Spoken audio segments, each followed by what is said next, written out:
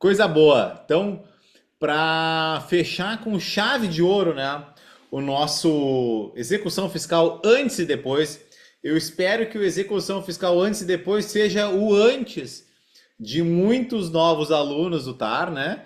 Que se decidam então para ingressar nessa nova turma. 12ª, né, Leté? Acho que é a 12ª turma do TAR, que já é um grande Décima sucesso. segunda já. Pelas minhas anotações, era isso aí. Isso, já Então, isso são. vai ser um curso de abertura para, né, de novas portas aí, para quem está querendo se encorajar a dar os primeiros passos ou acelerar o passo, né? Eu acompanho, né, em muitas conversas aí os nossos alunos e sei o quanto eles estão avançando, se desenvolvendo e não é, gente, isso aqui não é apenas, né, de melhorar na profissão, né, ou de ganhar mais dinheiro, que também sempre são coisas importantes, né? Todo mundo tem que estar com os boletos pagos, né? Tem que exercer a sua profissão, mas é um sonho que a gente vê os alunos realizando, né? De exercer a advocacia, né? Que já estavam alguns desestimulados ou que não tinham uma fresta para entrar no mercado e percebem aqui que tem um grande potencial, né, numa atividade que tem uma barreira de acesso baixa, tem um certo desconhecimento, até o Lucas atestou aí, até a procuradoria parece que não conhece, né, com o que trabalha. Então, quando a gente tem o ferramental aqui, as técnicas adequadas, a gente consegue ter um resultado muito melhor. Isso,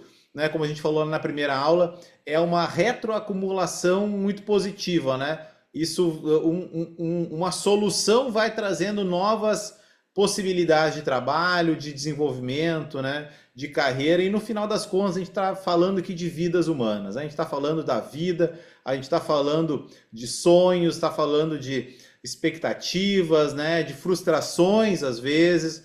A gente está falando de não desistir, né, do que a gente acredita que seja válido. Essa é a grande beleza, a gente está engajado nesse propósito da educação, né? Isso que é o bacana, isso que é legal, é o que realmente nos aquece o coração.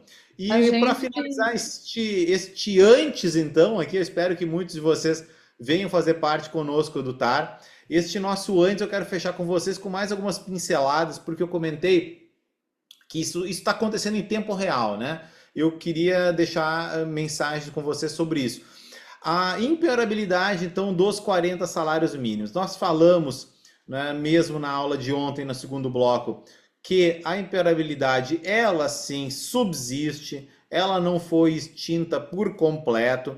A impenhorabilidade, ela é tratada normalmente no rito da execução fiscal, que como eu comentei lá no TAR, ele vai o rito desde o nascimento do crédito, passando por todo o desenvolvimento da execução, claro, as penhoras no meio disso, para chegar na extinção, na sentença de extinção da execução fiscal.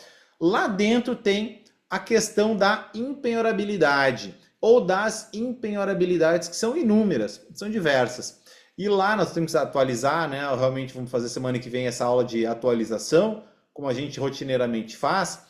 A impenhorabilidade ela continua, mas ela está demandando questionamentos em tempo real. A gente está ainda aprendendo como isso vai funcionar. Eu já falei na aula de ontem que a impenhorabilidade ela não foi extinta por completo. Claro, o STJ jamais teria poder de revogar o Código de Processo Civil. No entanto, eu quero deixar em reforço com vocês agora no último tópico, que é o da defesa. O último tópico eu separei para o execução fiscal antes e depois, o tópico da defesa. E aqui foi audácia minha, eu que democraticamente coloquei aqui como matéria indispensável para vocês.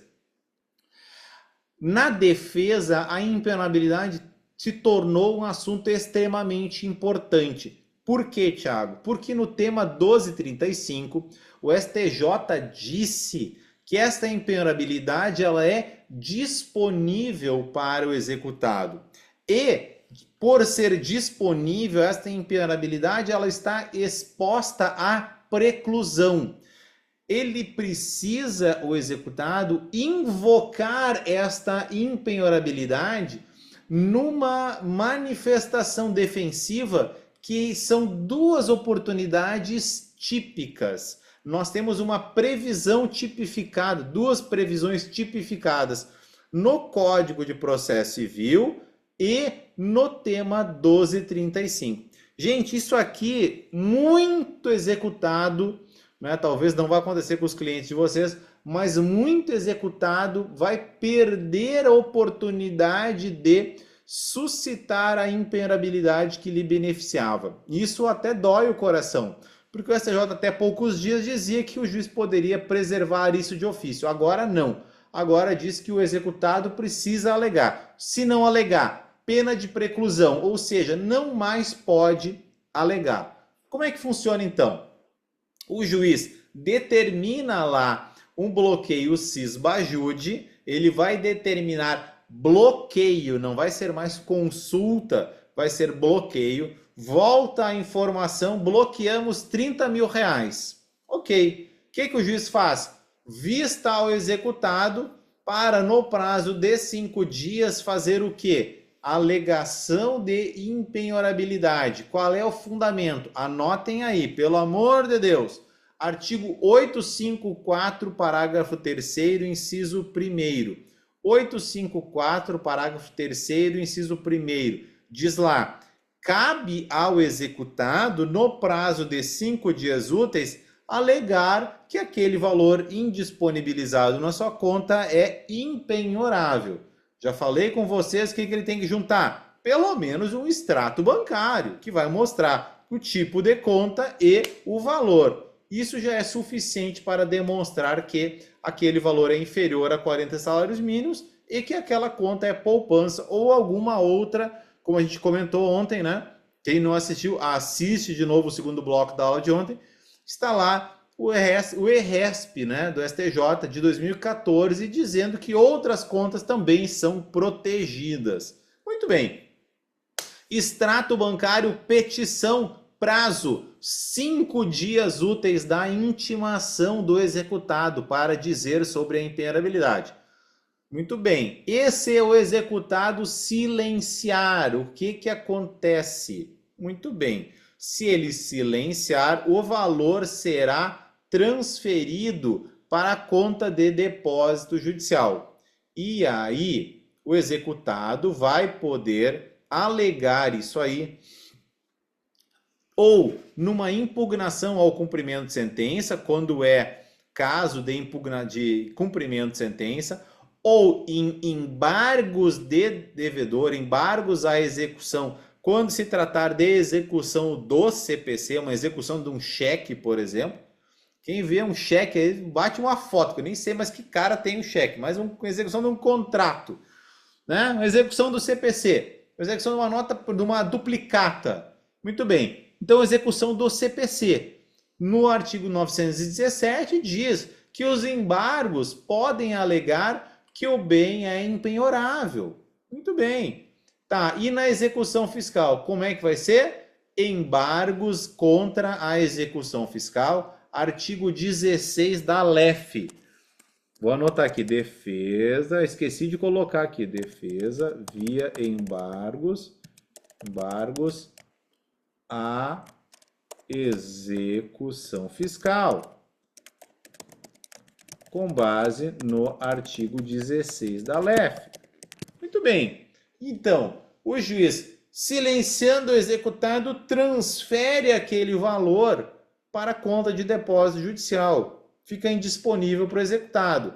Mas ele tem a possibilidade de alegar que aquele valor é impenhorável. Ele teve uma oportunidade naqueles 5 dias úteis. Se não o fez, o valor é transferido. O juiz vai ter que intimar para embargos. E aí o embargante, o executado, vai poder alegar, bom, este valor é impenhorável. Por quê? Porque é uma conta corrente, ou é uma conta de poupança, ou é um fundo de renda fixa aí desses overnight, que a gente tem liquidez diária, ou alguma coisa desse tipo. E aí, então, ele pode alegar. Mas o que eu quero deixar para vocês como mensagem aqui de finalização, da importância da manifestação defensiva. Sem a manifestação defensiva, o executado, entre aspas, perde aquele dinheiro, tá? Perde. sem manifestação defensiva, aquele valor vai, por fim, ser destinado para o exequente. É assim que a banda toca agora. O 1235 determinou dessa forma. Precisa ter manifestação defensiva. É uma exceção de pré-executividade? Não é bem uma exceção de pré-executividade. Porque na exceção de pré-executividade, muito embora eu possa alegar praticamente todos os problemas que acontecem na execução fiscal, problemas que já estão evidenciados ou que eu possa evidenciar por documentação, né, que eu já posso trazer para dentro da execução, aqui é uma petição que também é uma petição simples, lá no 854, trazendo no prazo de 5 dias. Às vezes fica até mais fácil, né? Nos 5 dias eu tenho que fazer uma petição simples. Pode ser 2 folhinhas, né? Que nem o Williams falar, uma agulhada só.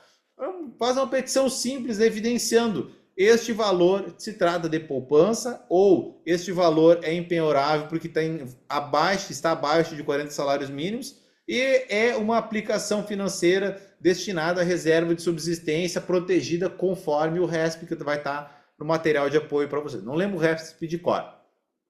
O STJ estendeu. Via de regra, não está, digamos, revogada aquela orientação jurisprudencial do STJ, ao menos até agora. Ao menos até agora. Já que a poupança, como a gente falou, está perdendo um pouco da atratividade aqui como mecanismo de preservação de valor. Talvez ela até esteja perdendo para a própria inflação, né?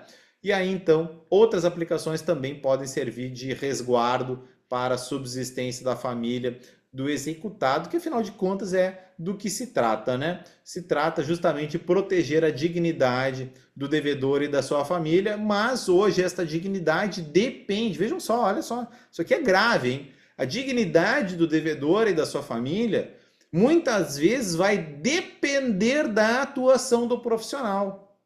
Vai ser o advogado que vai defender a dignidade, o sustento das coisas mais elementares em prol do executado, né? Precisa ter esta alegação defensiva. Se não tiver, perdeu aquele recurso, vai ser destinado para a execução fiscal.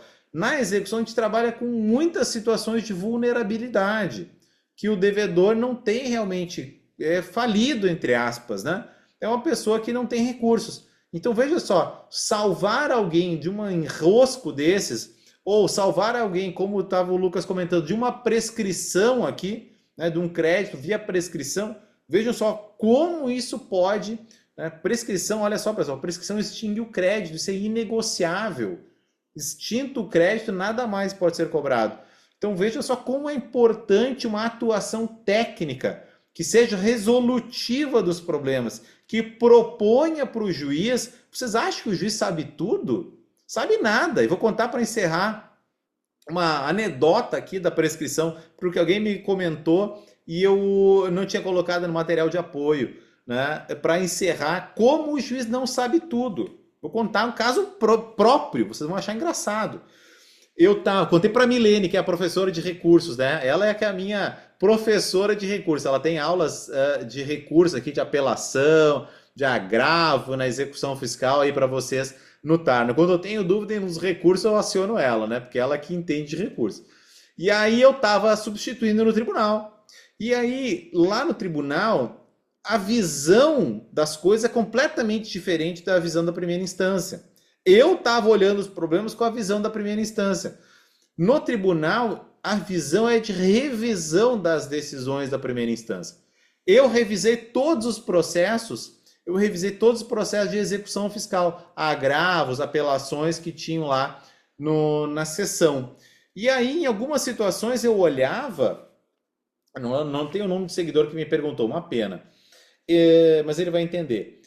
Eu olhava os processos na origem, no processo eletrônico, e eu contava 1 mais 5 anos, tinha prescrição, já tinha acontecido a prescrição. Só que o que acontece? 1, 2, 3 anos até antes disso, aconteceu uma decisão interlocutória em que o juiz afastou o reconhecimento da prescrição, porque não tinha 1 mais 5 naquele momento. O juiz olhou, aqui não tem prescrição, rejeitou a exceção de prescritividade. agravo na decisão, foi para o tribunal, chegou lá, eu olhava, não, mas aqui tem prescrição, aqui tem, né? E aí o pessoal lá, a equipe toda, não, doutor, mas é que olha só, tá ficando cheio de dedos, né? Aqui na segunda instância, a gente não olha o processo como um todo, a gente olha a decisão que foi tomada, a decisão agravada. A decisão agravada está correta? E eu digo, olha, é verdade, a decisão agravada, no momento da decisão agravada, era uma decisão correta, porque não tinha um mais cinco. Hoje tem, hoje tem. Então o agravo era desprovido, mas olha a importância do profissional. Eles ficavam, né, assim, cheio de dedos, o juiz estava errado, eu estava errado, estava errado. Porque a visão da segunda instância é completamente diferente.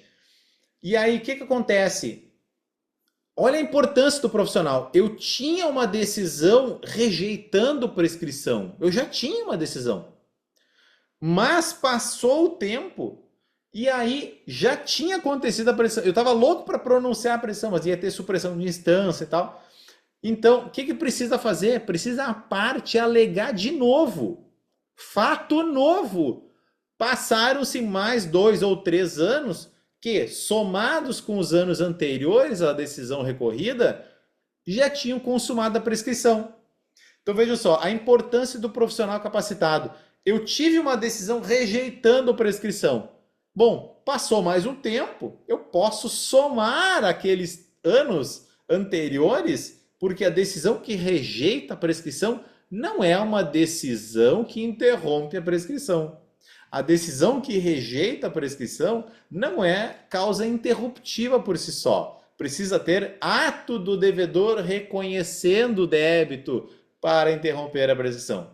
Então, olha só, precisa o profissional agora ter uma manifestação defensiva alegando, bom, agora tem, não tinha lá em 2022, mas hoje em 2024 tem, porque eu vou somar 1 mais 5 anos. E é para responder a dúvida do seguidor, a sugestão que ele trouxe. Olha, eu posso ter sucessivas decisões que eu posso eventualmente podem acontecer quando já foi superado o prazo da prescrição. Então vejam só o poder e a importância que o profissional capacitado tem. E todos nós erramos, todos nós precisamos buscar retificar isso aí. Eu aprendi, achei muito engraçado, né? O constrangimento, o doutor tá errado aqui. Claro, estava errado, né? Então, todo mundo erra e aqui a gente precisa, então, estar capacitado para enfrentar. E aí a dúvida posta foi essa. Sim, pode ter uma nova manifestação, pode sim suscitar de novo, e isso era o esperado naqueles processos. Naqueles processos, deveria acontecer exatamente isso para que fosse extinto o processo por prescrição intercorrente.